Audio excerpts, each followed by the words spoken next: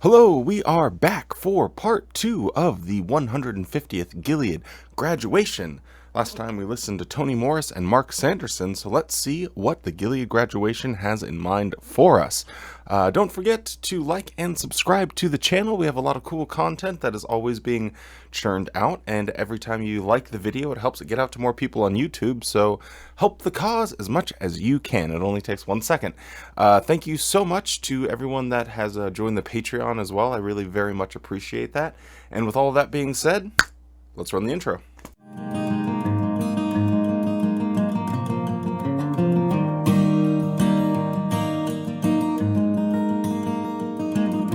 Now, Clive Martin, the helper to the writing committee, is going to address us now with this interesting theme: remember the terms of peace. Have you ever had to sue for peace? While you're thinking of the question, would you please turn with me to Luke chapter 14? I'd like to put you and me in the middle of one of Jesus' illustrations. Jesus has been talking about what it costs to become one of his disciples. And then in verse 31, he says, or what king, this is where we come in, what king marching out against another king in war does not first sit down and take counsel whether he's able with 10,000 troops to stand up to the one who comes against him with 20,000? If in fact he cannot do so, then while that one is yet far away, he sends out a body of ambassadors and sues for peace. How do you think that conversation goes? Now, I want peace, and these are my terms. Hardly. It's more like, I don't want to be your enemy. Please tell me what to do so that I can have peace with you. Now, with that in mind, Jesus gives the application. Verse 33, in the same way, you may be sure that not one of you who does not say goodbye to all his belongings can be my disciple. That is you and me. We got to the point where we realized we did not want to be an enemy of Jehovah. And so we were willing to sacrifice everything, belongings, career, status, everything, for the privilege of being at peace with Jehovah and a disciple of his Son. All right, so Luke chapter 14 and verses 25 through 33 are what he's essentially referring to here. And Jesus is giving this illustration where he starts off by saying that you need, in order to be a follower of me, to hate your mother and your father and your brother and your sister and all your material possessions. And then he gives these two illustrations. Who is trying to build a tower without first calculating the cost of it, or who would go out to war to first see if they could win? And then he ties it all together in verse 33. In the same way, you may be sure that not one of you who does not say goodbye to all his belongings can be my disciple. So you have an example in the scriptures here where it's essentially advocating for a nomadic life of sorts, I guess you could call it. So we have this example of, Jesus saying that you need to be able to give up everything and willing to sacrifice everything and leave all of your material possessions behind, live your life as Jesus lived his life, where he was basically relying on the Father to help him, and he didn't worry about anything about material possessions. It is kind of funny when he says we in this instance as he's talking to these Gilead graduates, because they're going to live very different lives. The life of someone that graduates Gilead and goes into circuit work or goes into another country, and they give some examples later, they're not going to have the same type of life as this guy. This guy is going to go around the country and the world, giving talks and lectures, being treated as if he's absolute royalty. Everywhere he goes, the red carpet will be rolled out for him, because he is a helper to the writing committee. He's worked at Bethel for so many years, and that's automatically going to command a lot of respect. And this is someone that is going to live a very different life. If he wants to go and see his family members, he's not going to have any issues with that. Like Watchtower will be able to help. If someone is just a rank and file bethelite or a Gilead graduate, I don't know exactly how it works for them, but I imagine they're going to have to find a way to pay for those travel expenses themselves. Unless you're a higher up in Watchtower, I don't think that they can just write it off and say, oh, well, you should go and see your family and you probably need a vacation and Watchtower pays for it. I don't think that is going to be the case for the lower echelons of witnesses that are serving full time. They're not going to provide any of those things. Just one example of how their life might be significantly different. But it is interesting as they're doing all of their building projects all over the world, how they're planning and building their big media center in New York. And here he's reading a scripture about how Jesus directly says, you know what, you need to live this sort of quasi-nomadic life if you want to be a real follower of me. I found it quite interesting. Now, for you students of Class 150, your pursuit of peace with Jehovah has led you into the special full-time service. And what a beautiful record every one of you has set. You remind me, in many ways, of a group in the Bible that literally sued for peace. Now, their story is told in the book of Joshua, chapter 9. That's right, we're talking about the Gibeonites. Do you have Joshua chapter 9? Now, they had heard of all the things that Jehovah had done for his people Israel and to his enemies. They did not want to be Jehovah's enemy. And so they did exactly what the King and Jesus illustration did. They sent a body of ambassadors.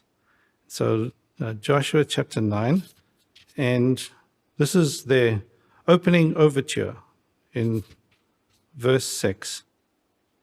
We have come from a distant land. Now make a covenant with us. When they didn't get a very warm initial reception, they persisted. Verse 8, we are your servants. In other words, set the terms. We want peace. They were willing to sacrifice everything in order to enjoy peace with Israel and with Israel's God. Now, Joshua and the chieftains didn't see it exactly the same way, particularly when they found out that they were not from a distant land, as they had claimed. Nobody likes to be fooled. So the tone got a little sterner. So look at verse 23. This is what they said. From now on, you are cursed, and you will always occupy a slave's position as gatherers of wood and drawers of water for the house of my God. All right, so now we are looking at the example of the Gibeonites. So the Gibeonites, they put on old clothing and they are trying to save their own necks because they don't want to get blasted by Israel and this maniac god of theirs, Yahweh. And so they put on old clothes and try and trick them, and they make an oath.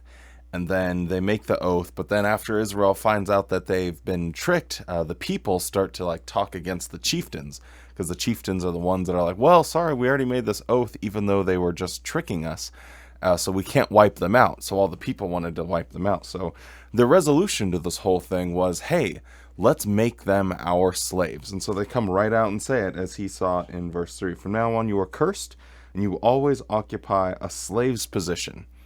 So he's using this example to just say slavery is fine, and we're going to see how it's actually a good example for people to be slaves. Let's see how he, I guess, tries to tie all this together. I'm assuming. Well, yeah, I guess let's go for a ride and see how he ties all this together. What will the Gibeonites say to that? 25. We are at your mercy. Do to us whatever you think is good and right.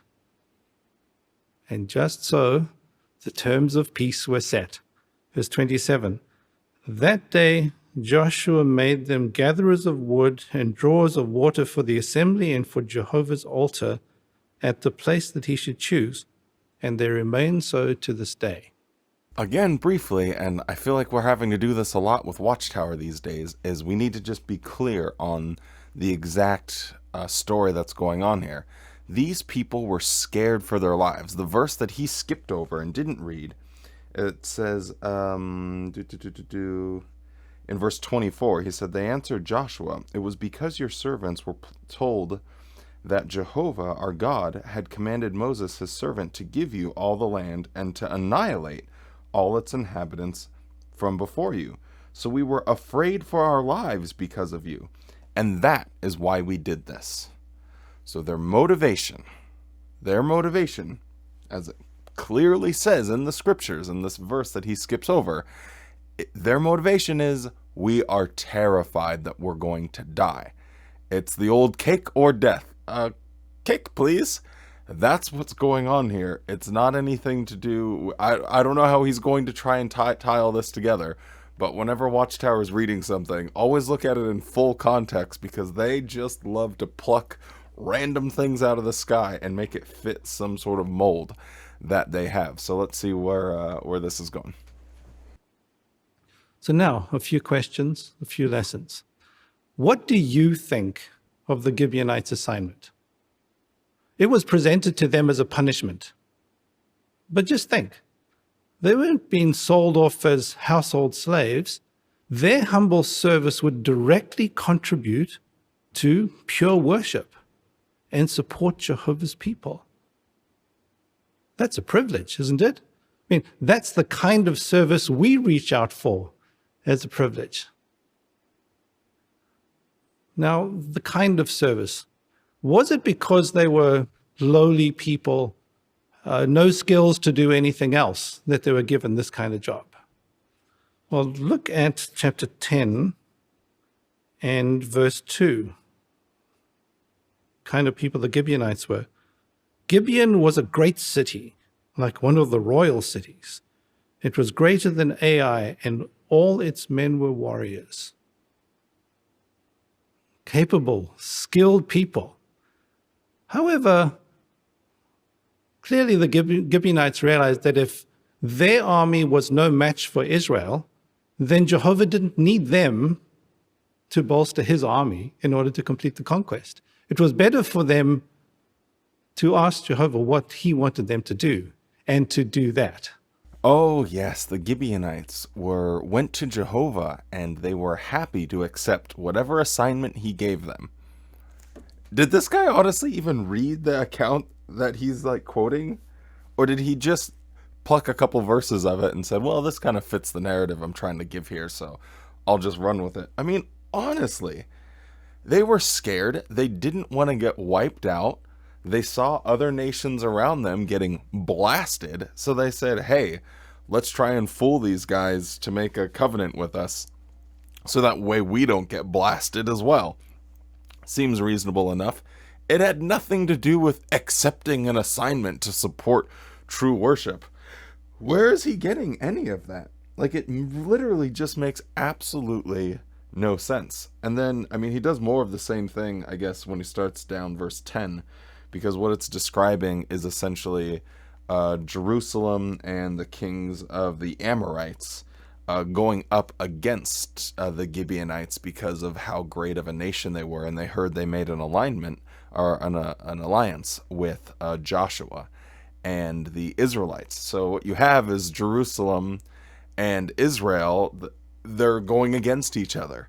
So all of God's people just seem to be intertwined and completely in this whole civil war sort of case. But no, let's just focus in on the Gibeonites and how they were happy little slaves, so happy to accept their assignment from God. What are you talking about, dude? It's so obvious he's just plucking this out. They were scared, they didn't want to die, and they were willing to sell themselves into slavery in order to preserve their own lives. It wasn't they were happily going along oh, we want to worship the all-inspired true God. Oh, geez, man. I really want to worship that Jehovah that just wiping people out has nothing to do with wanting to save my own soul. Oh, get out of here. So the sacrifice was definitely worth it. Does that mean, though, that their skills were irrelevant, never even considered? Or no? For example, a few hundred years later, Ishmael the Gibeonite is listed among David's 30 mighty men. Different needs, calls for different skills. What did Ishmael do with his skill? Well, he humbly defended pure worship and Jehovah's people. So the details of the assignment were different, but the focus was about the same. Now that he brings this up, is this like a weird biblical inconsistency? Because he mentioned a few hundred years later with King David, but didn't Israel and Judah, basically the kingdoms, they split apart later on, right? After David died, or was it during his lifetime? Okay, I'll let the YouTube comments correct me on this, but I'm pretty sure it was like after he died and there was that weird shift of power and Solomon came to power, and that's when they divided the kingdoms up between like the Benjamites and whoever versus the 2-tribe kingdom versus the 10-tribe kingdom. So when they're giving this account and having like a king of Jerusalem that's pairing up with the Amorites, is that a weird biblical inconsistency that I just randomly came across? Maybe. Anyway, if it is, or if I'm completely wrong, just roast me in the comments and say Wally doesn't know anything about the Bible and he's a moron. That's fine. I'm a big man. I can take it. Another question. Was this just a short-term starter assignment? Yeah, we'll do this for now, but once the campaign is over, we'll be able to resume our regular place in society. Go back to verse 27 of chapter 9. Remember what Joshua said at this point when he gave them their assignment? They remain so to this day. Not only to the day that Joshua wrote these words, about 900 years later, among the exiles that returned from Babylon to Jerusalem to restore pure worship were temple servants, and likely this included descendants of the Gibeonites. Just think, these temple servants, once again, were willing to leave behind the life that they'd built up to make the trek in behalf of pure worship and take up their duties. They must have really cherished their assignment in order to stick to it that way. I can't help but comment on his facial expressions and just how proud he is of this little spiritual gem that he is thought up. Yet he's thought of nothing. He says because of the Gibeonites were sold themselves into slavery, and they were drawers of water and gatherers of wood, that they have a special assignment from Jehovah. And 900 years later, after the temple is being rebuilt in Jerusalem, even though they were made the covenant with Israel, and Jerusalem, the king of Jerusalem, was actually trying to kill them. Anyway, we'll just smooth right on beside that. But there's these temple servants that are helping out with the project. And apparently in this guy's mind, even though they're not named, well, surely those must have just been the Gibeonites. So I'm going to take something that's not in the Bible and just insert it there. And he looks so proud of himself for have concocted this ridiculous sort of narrative, just stitched together from random verses. And again, he keeps on saying this about happy in their assignment, happy with their it's not an assignment. They sold themselves, they tricked the Israelites. They deceived them to making an oath with them. And they sold themselves into slavery, or Israel got mad. And so the chieftain said, okay, well, we'll make them slaves. That way the people won't be angry at us that they tricked us and we got bamboozled. So they basically forced them to be slaves. This isn't some sort of like like, okay, work order. Like, oh, okay, well, now you get to help building the temple. Aren't you excited? Oh, thank you so much. We're glad that we came and acquiesced to whatever you said. No, they were literally selling themselves into slavery, and I'm sure they weren't happy about the situation. It was purely self-preservation. I don't think the Gibeonites were going in like, yeah, today I'm going to sell myself to slavery.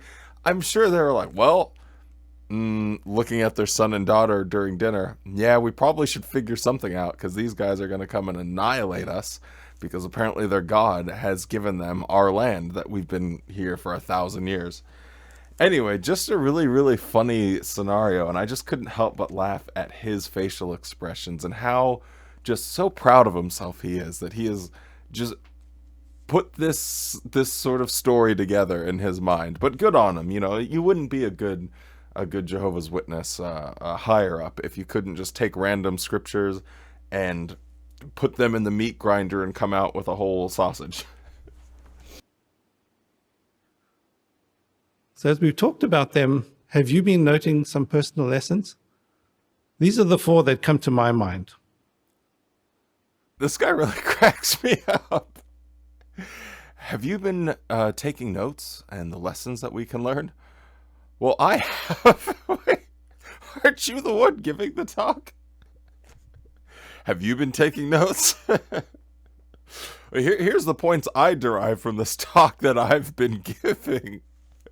What is he talking about? It's such a weird, awkward way to put it.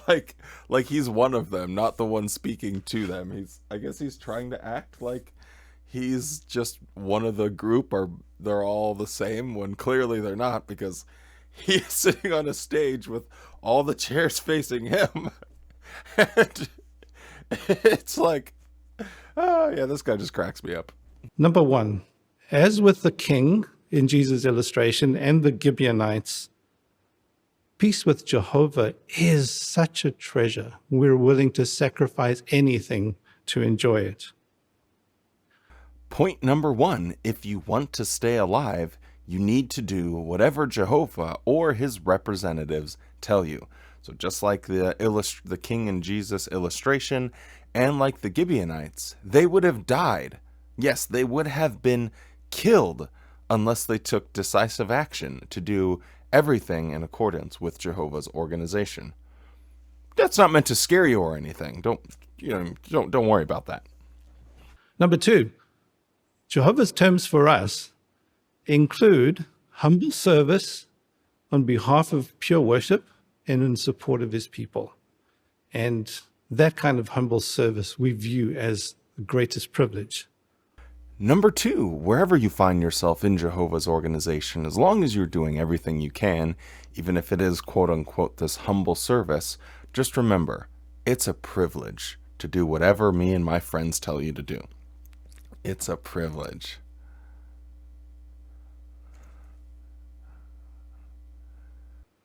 Number 3, different needs call for different skills.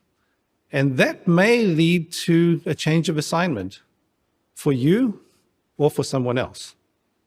Either way, we don't compete, we don't compare. The details of the assignment may be different, but the focus or goal is always the same. Number 3, it doesn't really matter what skills you have. It depends on where we need you. Sure, you might be a cook or a hairdresser, but we might need you to start planning. We might need you to start planning and organizing construction projects, because that's what we need. Yes, you are a plug and play all around handyman tool for the organization now. Wherever we need you, that is where your assignment will be. It has nothing to do with what skills you actually possess. That sounds like a very efficient, well-organized company that I think I would want to work for. And the 4th one, we cherish our assignment. We're going to stay in it as long as Jehovah allows. In short, we cherish our assignment. We love our God. Peace with Jehovah is a treasure that we will never let go. And number 4, we cherish that assignment. Yes, we like being slaves.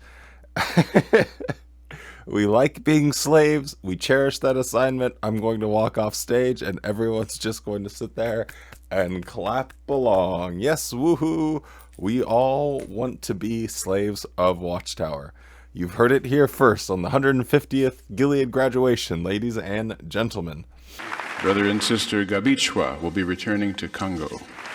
It's difficult to find one word or expression that can sum up what I personally feel after this training in Gilead. The in-depth study of Jehovah's personality opened my eyes more fully to the way he values people. And this has helped me to look for opportunities to strengthen others by placing their interests above my own. For example, my wife and I made ourselves available to support the brothers in cleaning a regional convention venue. They laughed, thinking that we were joking. And finally, they gave us humble tasks in cleaning. We did it with joy, and it allowed me to get to know the brothers and the circuits better.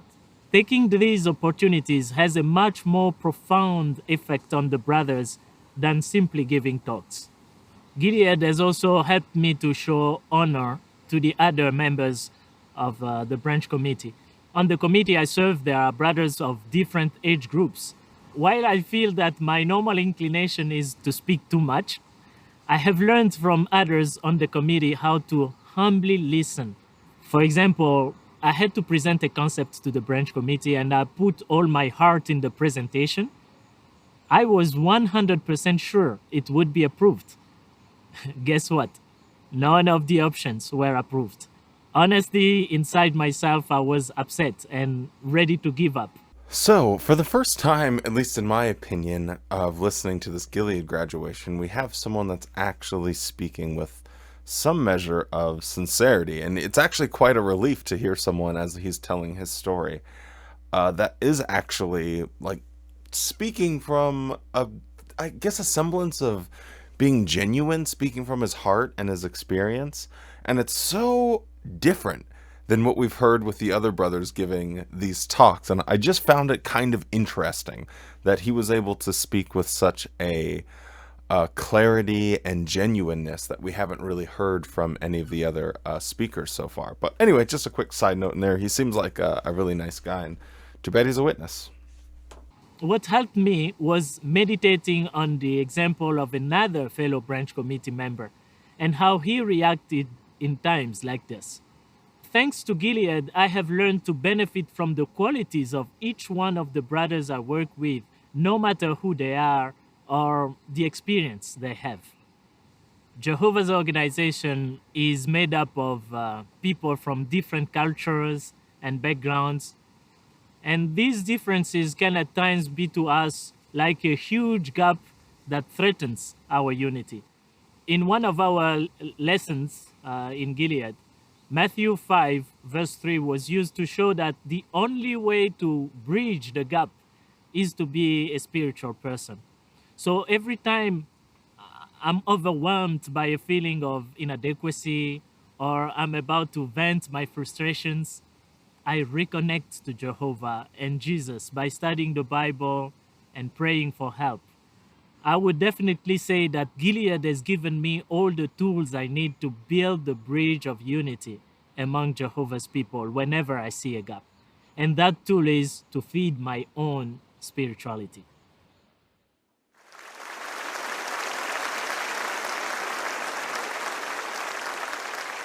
Oh, nice addition for the program here. Look forward to the other videos. Well, finally, me and Tony Morris agreeing on something. That was a nice addition to the program. Hearing that guy's story, it just seemed a lot more, like I said before, a lot more genuine and everything. And he's out here learning the lessons from Gilead, trying to unify people from different backgrounds and all of this nonsense. And you just kind of wonder and like shake your head and think, man, what if this guy could actually be let loose and use his gifts and his passion and his desire to help others in any other way than supporting Watchtower.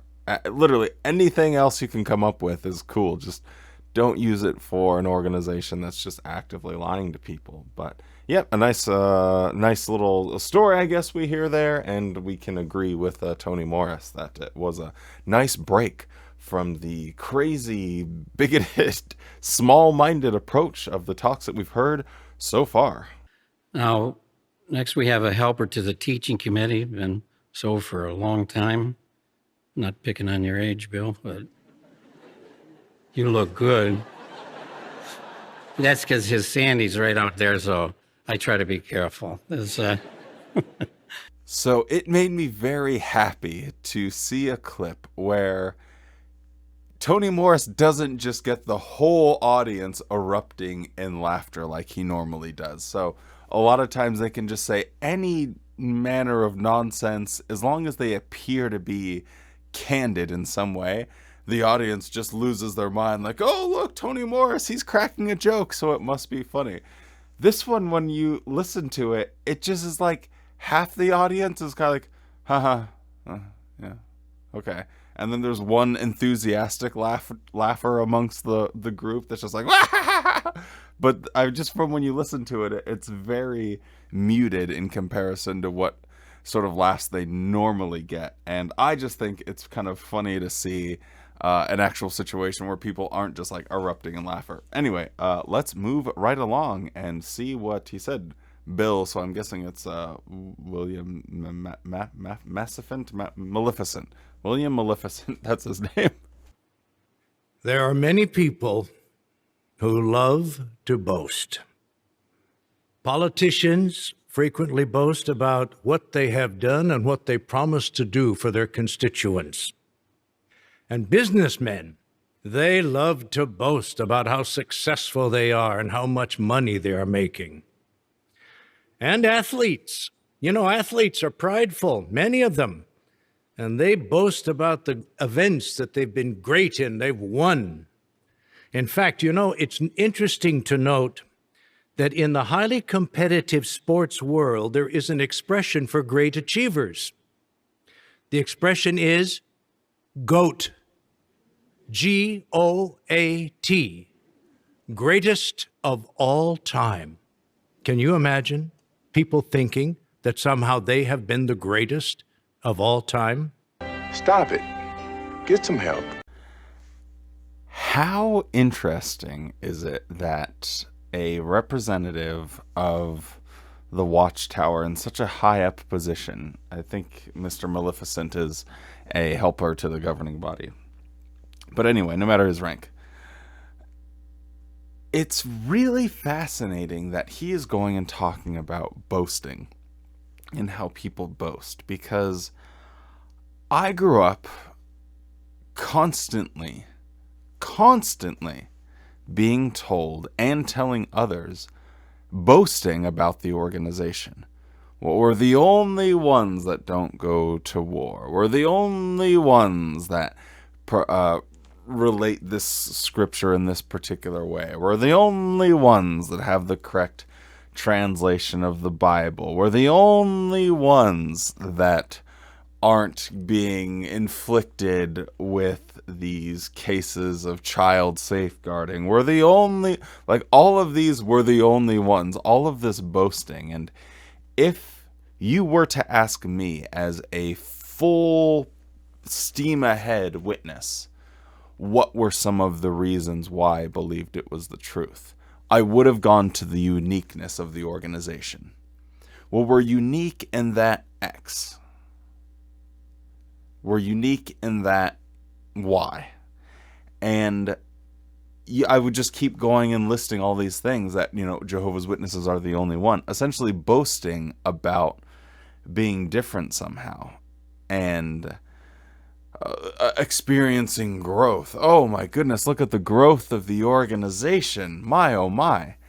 And it's interesting to me that he's so sneering and looking down at people that are boasting, when in my recollection the Watchtower has a really clear history of boasting about their accomplishments and what they've done for the organization. But apparently that's allowed. You can You can boast as long as you're boasting for Jehovah's organization, but don't dare you ever boast about anything that you've done. When we hear the words greatest of all time, only one person comes to mind. Yes. He was the greatest man who ever lived, truly the greatest of all time, Jesus Christ. And his greatness had nothing to do with politics, business, or playing games, but it had everything to do with praising Jehovah and boasting in Jehovah God. Jesus knew the counsel that's recorded at Jeremiah chapter 9, verses 23 and 24. And this scripture, this text is beautiful. Jeremiah 9, 23 and 24. It says, "This is what Jehovah says. Let not the wise man boast about his wisdom. Let not the mighty man boast about his mightiness. And let not the rich man boast about his riches.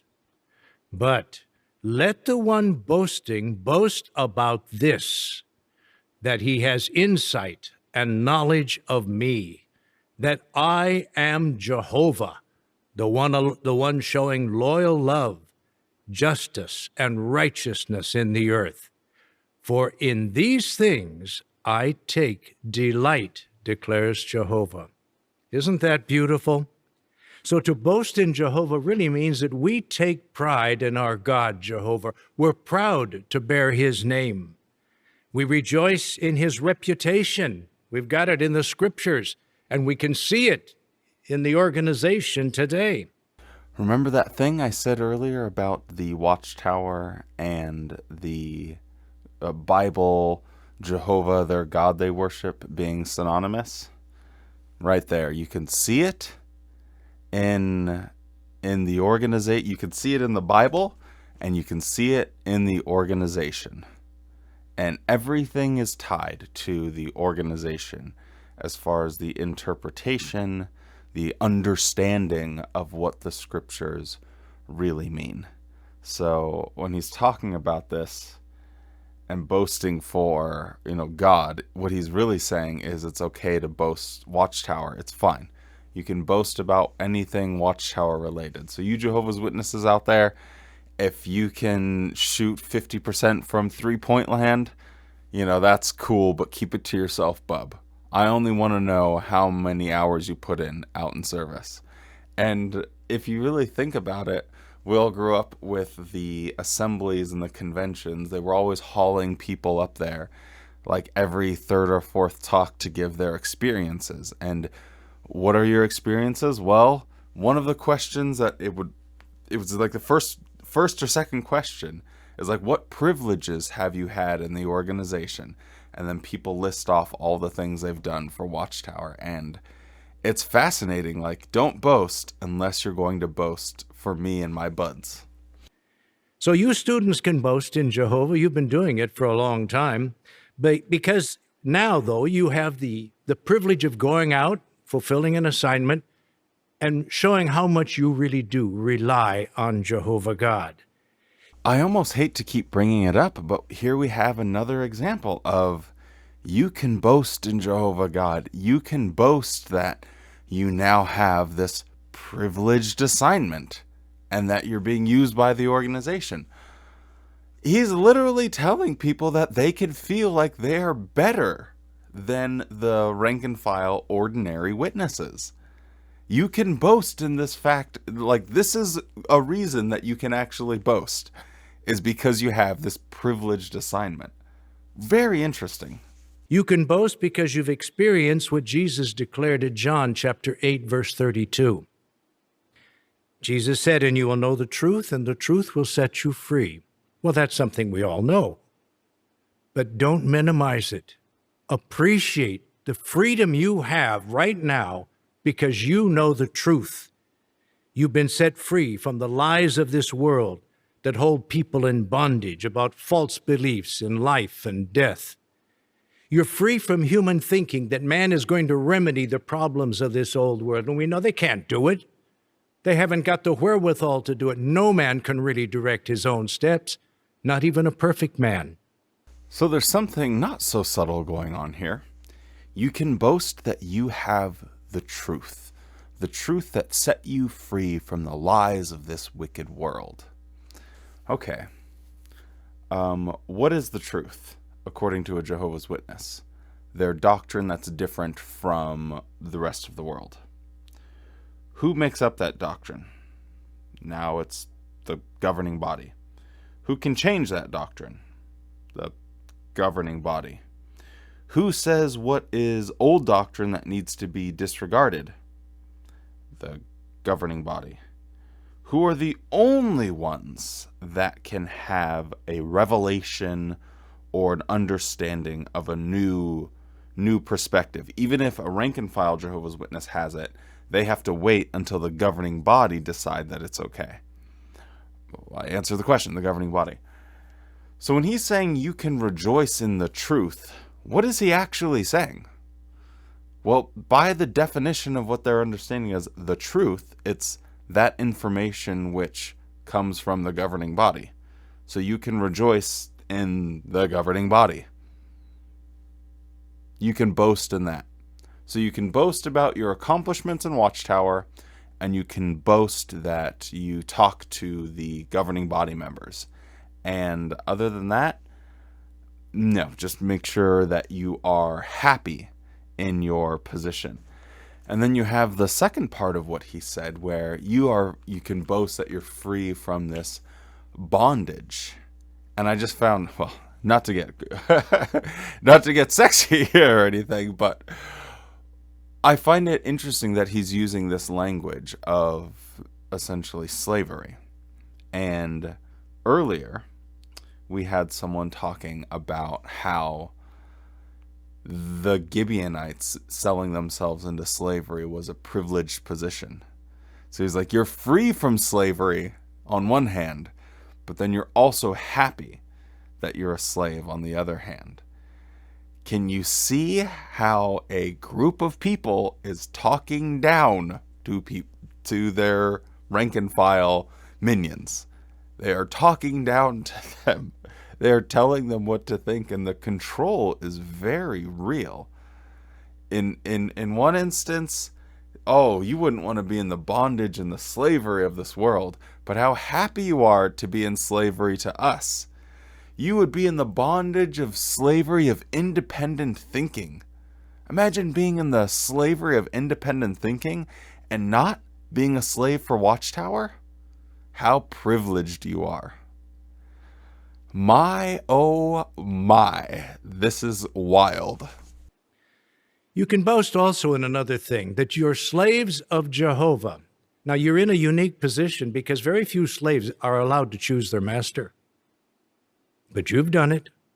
You've chosen Jehovah God to be your master and to be a slave to him. Maybe I should have watched this all the way through before making my comments on it, because he doubles down on the thing I just got done saying, and that is this whole idea of slavery. He wasn't being subtle. Like, he just came out and said it full force ahead. You need to be happy that you are a slave for Jehovah. And what does being a slave of Jehovah mean? As I've already said, it means being a slave for Watchtower. And he just comes right out and says it directly to people's faces. How crazy is that?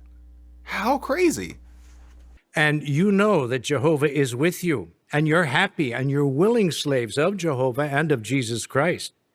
And it's a remarkable slavery, really, because no one has the freedom that we enjoy in our slavery to Jehovah God. We're so free and able to do so many things, serving Jehovah, but all the while enjoying the good life that God has given to us.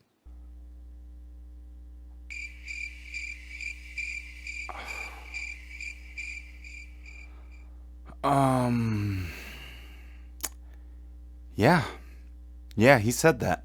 You can boast it because you bear the fear-inspiring name Jehovah's Witnesses. Think about that. You're carrying Jehovah's name. And how grateful really we are that back in 1931, the visible part of Jehovah's organization adopted the name Jehovah's Witnesses. And it's not just the name of a religion. It's a description of what people do. They live their lives to honor Jehovah God. They are living witnesses of the Creator. That is a privilege that we have, and that separates us from all religion on the earth. And there's no other religion that wants that name anyhow. But we're delighted that we have it, and they regret, perhaps a few, that they didn't listen to it or adopt it. So what Mr. Maleficent is telling people is they can boast that they have the truth, which is demonstrably false, and it's propagated, so therefore it's a lie. You can boast that you are a slave, but don't worry, you're a happy slave. One of those big, wide-eyed grin slaves that's working for free under a master that doesn't care or respect them or their humanity because they're a slaver. And 3, you can boast that your parents were Jehovah's Witnesses, and that is how you grew up, and that's how you continue to live your life, and therefore you call yourself a Jehovah's Witness. These are the things you can boast about. So, if you're an old person and you're looking back at the sum total of your life and wondering, okay, well, what should I be proud of? What can I really value and cherish in everything I've done in life? Well, Mr. Maleficent, he has given you the answer. You can be proud that you accepted and propagated a lie. You can be proud that you were a happy slave versus a sad slave. And you can be proud that you call yourself a Jehovah's Witness. Yikes. Yeah, I'm sorry, that's not quite for me. And you can boast over the fact that Jehovah has allowed you a very special privilege. You can see the unseen. Not all people can do that. The vision of many people in this world is limited to just the physical that they see before them, but they can't see the unseen. I remember a man who said, "What has God ever done for me?" That poor man, he was blind, totally blind spiritually. He enjoyed food, drink, the things the earth provides, but he couldn't see behind those physical things. He couldn't see that there had to be a wonderful Creator who provided all of these things for him. And if he wasn't quite done making the list of the things that you can boast about, it's that you have a third eye. Yes, you've reached that avatar state and you are just so plugged into the matrix that you can see behind the curtain. And I like how he's like, one time I was talking to someone and he couldn't see the unseen. You fool! You, what kind of pissant are you? You can't see the unseen. Ha ha ha ha. I wag my finger and scoff at you. You can't see the unseen. What is this guy actually talking about?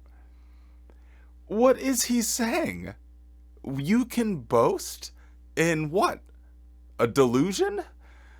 Please provide any evidence throughout all of history of anything supernatural ever happening, and you will immediately get a Nobel Prize. There's nothing stopping you from getting a Nobel Prize, because if you do have actual credible evidence, the world wants and needs to know this, and they will accept it because there's evidence for it, and there's a logical, reasonable conclusion that you can reach with the evidence you provide. He doesn't do any of that. He just says, those people of the world, they can't see what I can see. All right, Mr. Maleficent, what can you see? Well, I eat food and drink water and enjoy the company of others. Yeah, I do too. Well, you are so blind. What am I blind to? The clear fact that God exists. Wait, so the fact that I'm eating and enjoying company and water, God exists? You are so blind you can't see. What? This guy is absolutely hilarious. And he is so sincere when he's giving this delivery. This man is very sincere when he tells people that they should boast that they can see the unseen. Thank God for Mr. Maleficent, because he absolutely has opened my third eye, and I know that I need to repent of my sins and start boasting in the fact that I can see the supernatural world. And once I actually accept this, I am going to go and get my Nobel Prize and get my bag, yo. You can see the unseen. You see Jesus Christ ruling as King in the heavens. You see the new world that's coming. You see the resurrection of the dead. You see the functioning of Jehovah God's Holy Spirit on his people today. Finally, you know very well that we've only touched on a few things that you can boast in. But you want to continue doing that, boasting in Jehovah. And right now, I know all of you students, you feel great. You've completed your course. You've done it. You're graduating from Gilead School. And now the doors of future activity are swinging open to you. So as you undertake your assignments, whatever and wherever they may be, do these things, please. Stay humble, be happy, and work hard, and always esteem highly the great honor and privilege you have to boast in Jehovah. Isn't it interesting how at the end of his talk, everything is you. He's telling them what to think, how to think. He's just, you, this is what you think, this is what you feel, this is what you want to do, this is where you're going to go, this is the attitude that you want to have. He's just giving people the playbook. He's like, live your life this way. And people just go, uh-huh. It's so nutty. Anyway, that is going to be it for this episode. I think this will be part 2 of the Gilead Graduation. And we will see you next time where we take up part 3, which have all manner of nonsense that is coming our way. Thank you so much for watching, and don't forget to like and subscribe if you're still watching at this point, and we will see you